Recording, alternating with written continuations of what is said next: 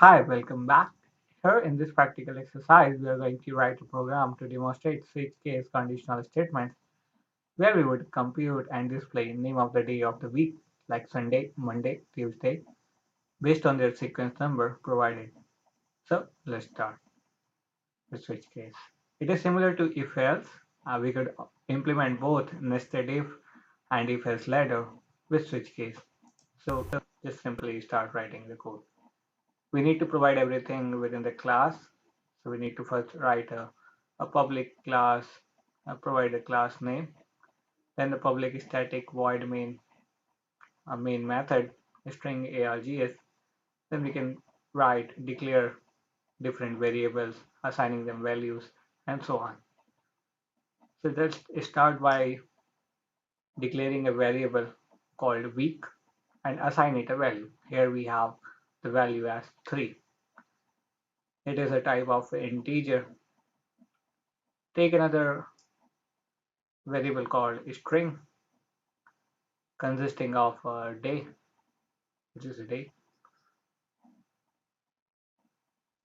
Then have a switch statement.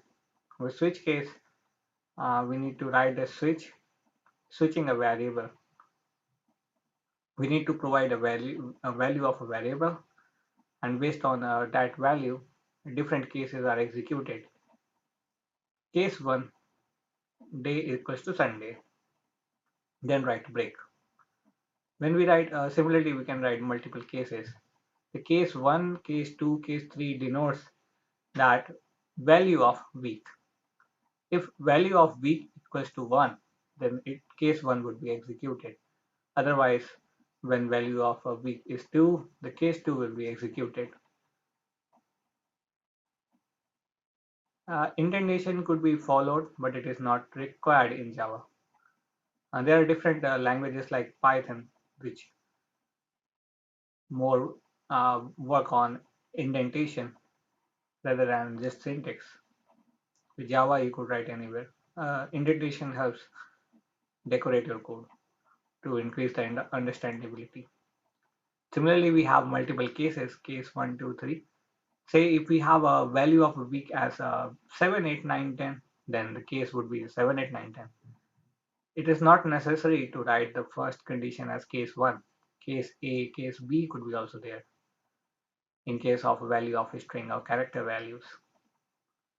The break statement is written just to get out of the loop conditional statement when we have a value of a variable that we are switching here week, and when the value of week is 1, say, the first statement will be executed, and after it is executed, the break would be called.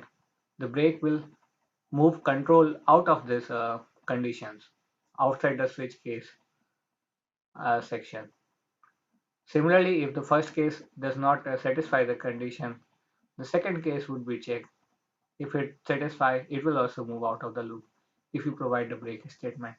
Similarly, if second is false, then third, fourth, fifth, and so on. And when all the conditions get false, we have the default segment, which is similar to else in the if-else ladder.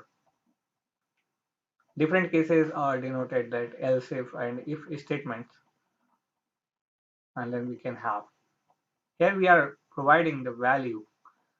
Uh, we have the day of the week as value, and we have the corresponding value.